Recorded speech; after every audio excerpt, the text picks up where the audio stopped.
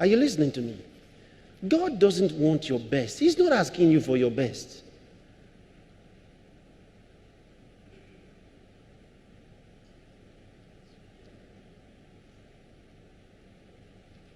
He is asking you for what he wants. What he wants. He determines what he wants. I mean, right from the book of Genesis, you remember reading about Cain and Abel? All right? Cain offered to God what, as far as he was concerned, was his best. But God said, that's not what I'm asking for. In the law, God also determined certain things you couldn't give to him. If you were a dealer in camels and horses, you couldn't give God any of those ones for sacrifices, even though you were a big-time dealer in camels and horses. He didn't want them for sacrifices. He was very clear. So if you were going to give God a tithe of your camels, he said no. He didn't want any camels. He didn't want any horses.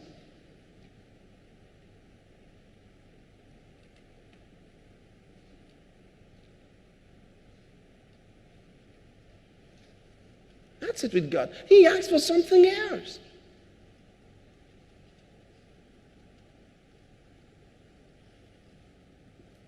He asked for sheep, goats.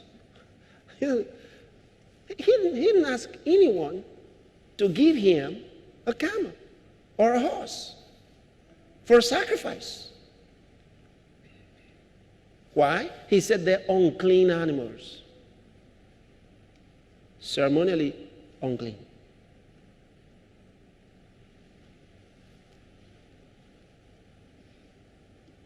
So it doesn't matter that you're trying, doing your best, not sleeping at night anymore because, this thing just got to be done. And you are putting in everything and God is seeing your hard work. Question, is this what God said you should do? Is this the way he said you should do it? That's the simple question.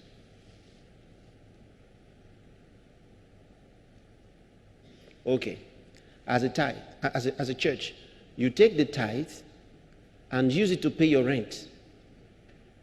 You are wondering why financial frustration is coming to the church.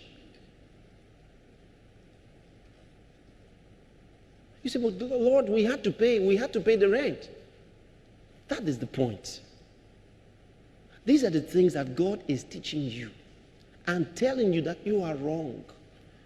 Imagine if all the brethren in the church use their tithe to pay their rents, to pay their bills, and whatever else. And they came to church and you said, let's give our tithes and offerings. And they all did like this. And after all the singing, nobody gave tithes. And you said, I noticed that no one gave tithes last week. So I want to know why.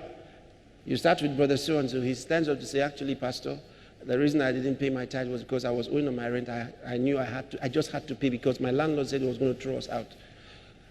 To the other one, see, social organization seized my car. The government seized it. I parked it in the wrong place, and I didn't have anything else, or just my tithe I had to use it to pay to release my car to be able to come to church. Okay. The other one, what happened to you? My son's school fees were due, and there was no money. I kept the tithe. I wanted to pay it on Sunday, but lo and behold, they drove him away from school. I had to pay the fees. With what? The tithe. And you go round and round and round, and the brethren are giving you all this. Do you know what you're doing? That is the kind of church you are raising without knowing.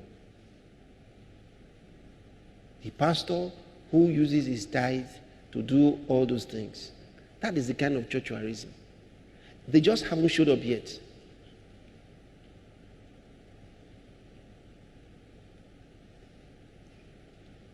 And you find the first sign will be financial strangulation of the church. They don't have enough money to do the things they need to do.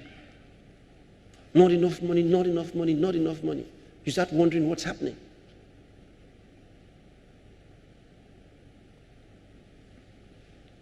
Question. Did you do what God said you should do with the tithe? No, you didn't.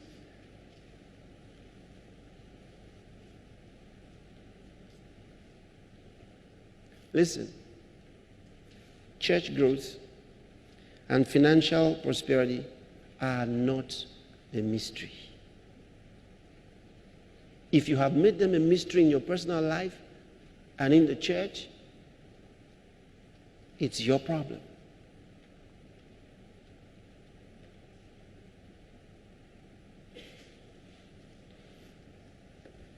The Bible says, the liberal soul shall be made fat, period. It says, there is he that holdeth back more than is due, and it tended to penury. Which means, as you are holding back, even where you kept it, it will be reducing. How? Go and find out.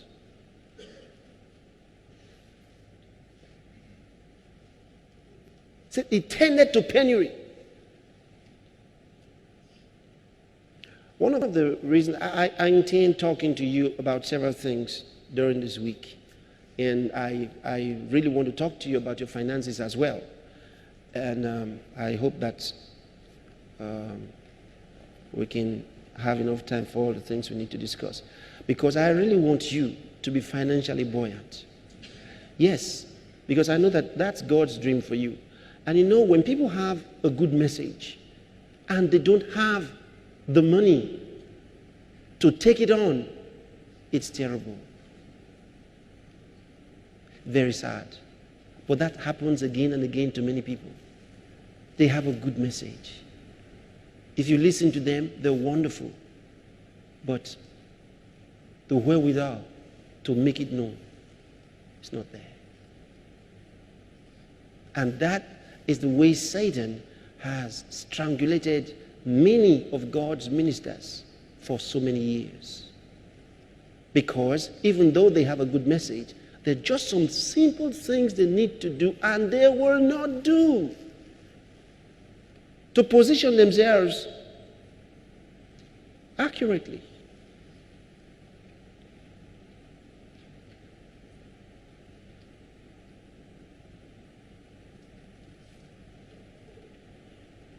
The day you get your freedom, you will know. You'll be glad. When you become free to no longer see yourself according to the money you have in a certain place. When you become free from yourself, free from your mind, it'll be a great day. Because, you know, you can hold yourself in bondage. And many have kept themselves in some kind of bondage. It's not Satan. We're not dealing with Satan here. We're talking about just you. You and your walk with God.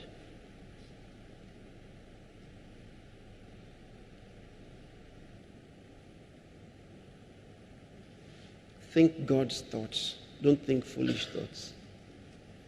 Think God's thoughts. Fill your mind with God's thoughts. Don't think